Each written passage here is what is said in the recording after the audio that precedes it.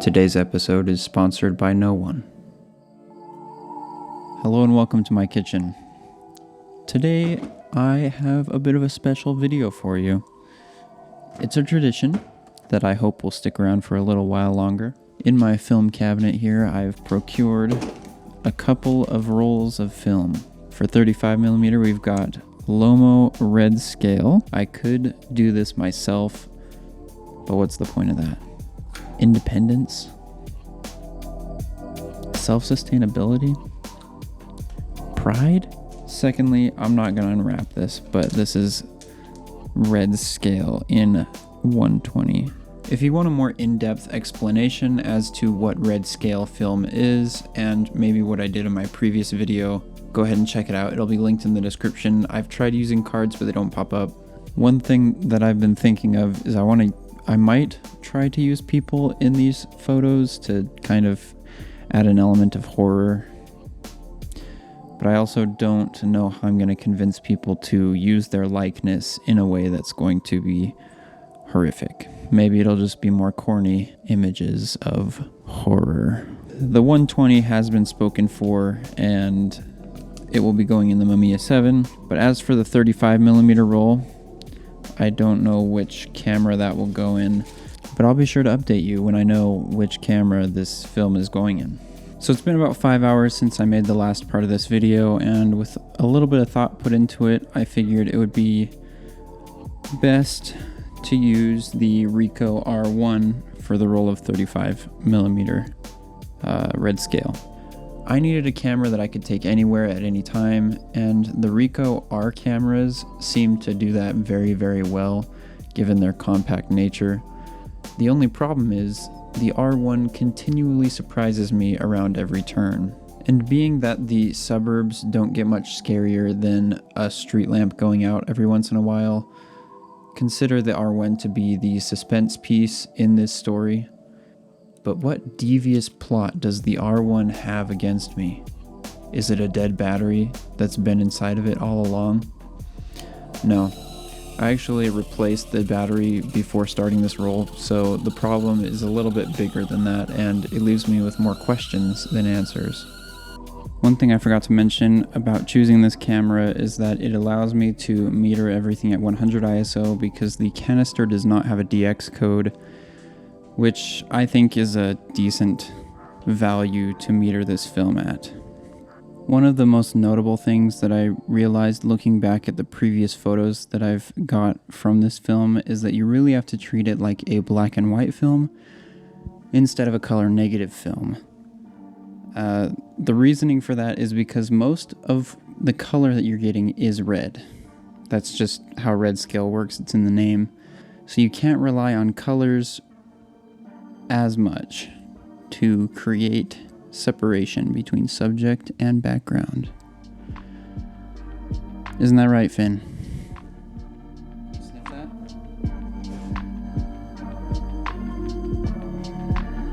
Gets the sniff of approval from the Doge. We're at the first location that I might find potential interest. It's a gas station that's been run down. It looks like everything's been boarded up, so we won't be able to see much inside.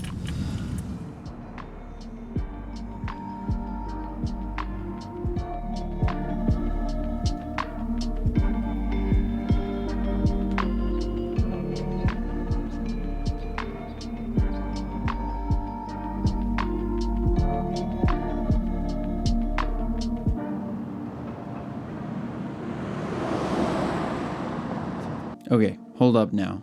Why does my Redscale look like this? You may notice that the first two images have a similar effect, but it is far less apparent.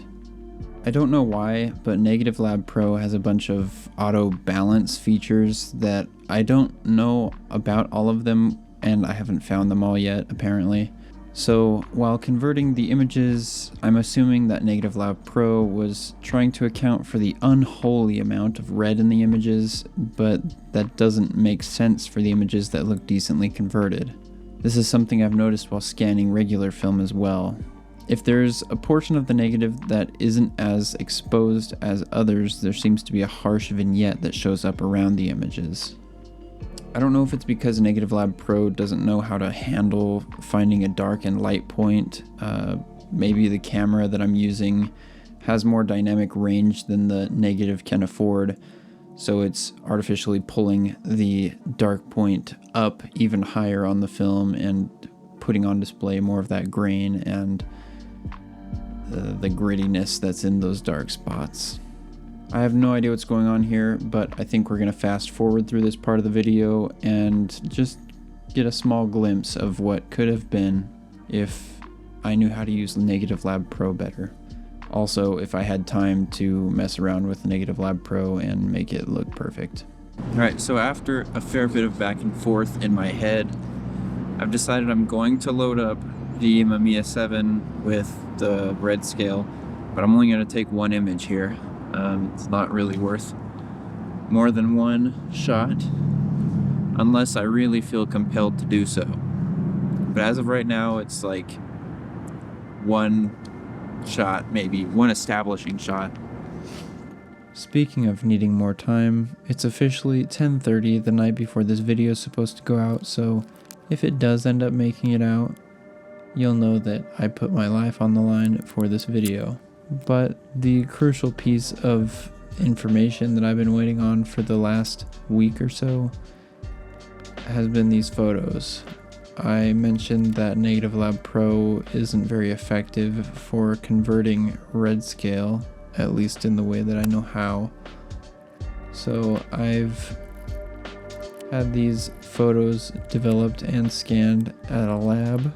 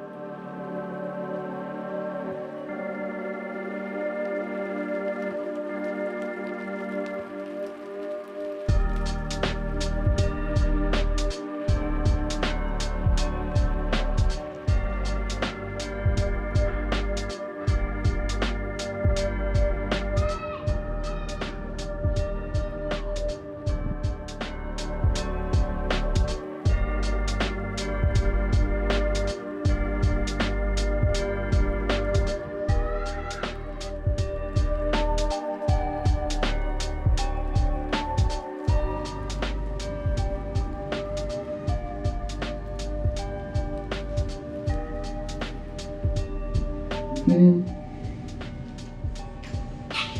did you just blink? Did you really just blink, Finn? On that, my last shot, he blinked, and the roll was most definitely not done. Oh my gosh. How much of the roll was left?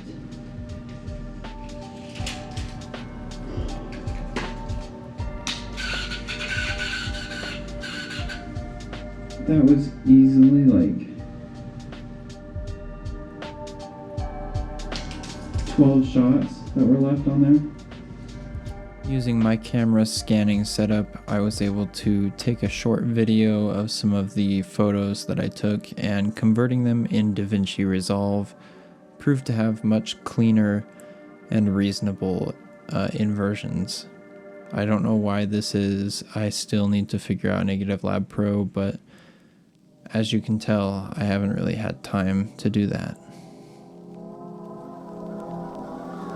Alright, so maybe it wasn't the best idea to shoot Redscale in the Ricoh, because it left like a whole 1.5 feet of film left on this canister.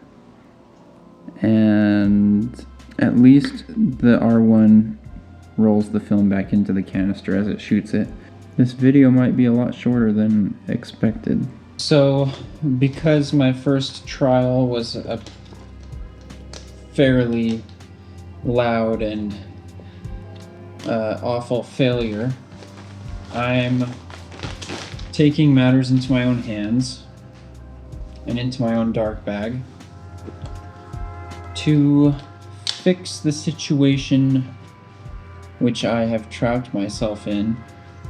So I'm going to be creating my own roll of Redscale, 24 exposure roll of Kodak Ultra Max.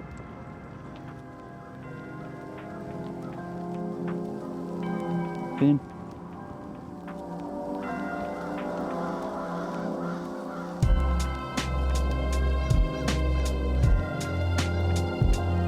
For whatever reason, a traffic cone in a bunch of negative space of grass seemed a lot more horrifying than it does in a still photo. So I've been walking for like a half an hour and everything out here is green except for this. It's like once you add the layer of photographing stuff that's red and the overlap of things that are spooky, you have a hard time finding subjects.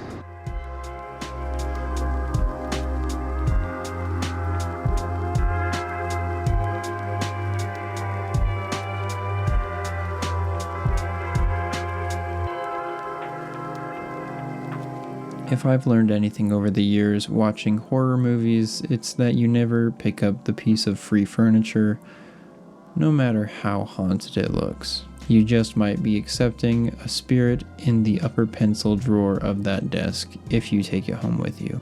Towards the latter end of the walk with my dog, I came up with this concept of what's in the attic, which is an interesting photo project to see if I could capture people's ventilation openings in their attic in a way that implies there might be something looking down at you from the ventilation opening. I don't know what you call them. It's too late for this.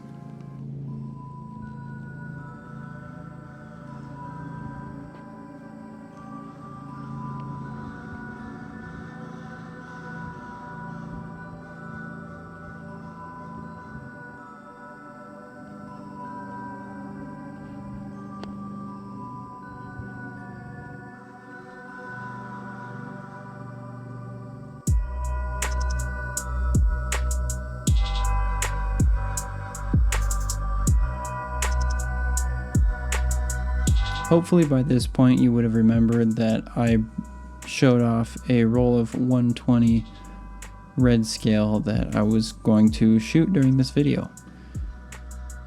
And up until this point, I've only shown one image from that roll.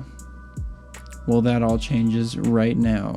Drawing inspiration from brides left at the altar and maybe the corpse bride in a smaller sense, we ran out to a location where we could take photos in the swamp marshlands. One slightly overlooked detail about going out to this marshland is that there would be tons of mosquitoes. Mosquitoes that you would think to have died in the cold of October, but October has been quite hot this year, hasn't it?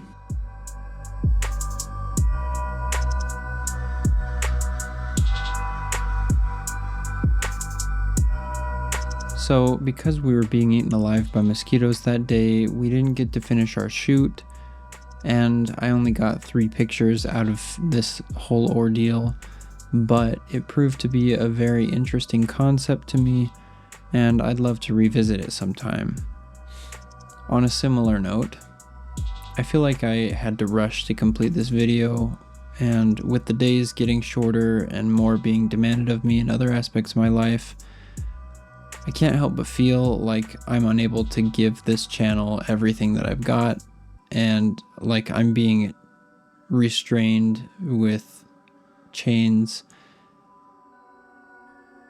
in a creative aspect by certain limitations.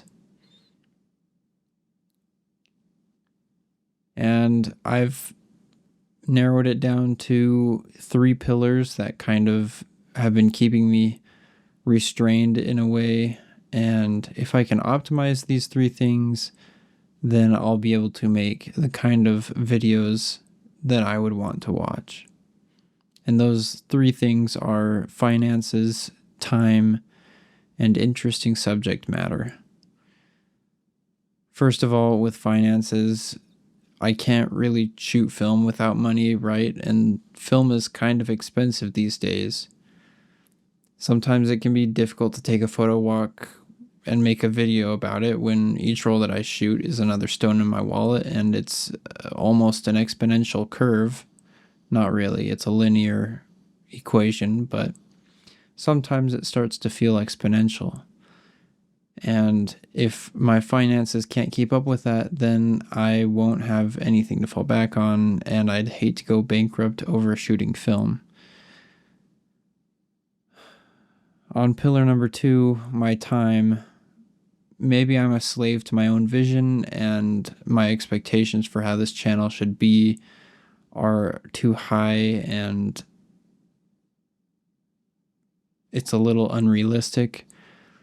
But I want to make videos that I would want to watch personally, and if I'm not making videos that I would want to watch, I literally have no idea who I'm making videos for, because I'm one of the few that watch them. Yeah. Lastly, I feel like I need to have interesting subject matter, and sometimes the topics that I cover can be a little broad or lack an interesting storyline, and in order to have interesting subject matter, it takes a lot more time and money, which coincidentally is one of the pillars, and they all kind of lean on top of each other. And if there's anything that I would hate for this channel more than anything, it would be having it become a vlogger channel, like from 2015. Those were really dark times. So, in light of all this, I'd like to ask for your thoughts and opinions as to what you think I should do. Something that comes to mind is starting a Patreon. That's an idea. I don't know how I feel about it yet, but that would allow me to have more funds for wiggle room and allow me to at least prop up 2 of the 3 pillars, and would open up some new opportunities for me. But that's just something that will be on my mind for now.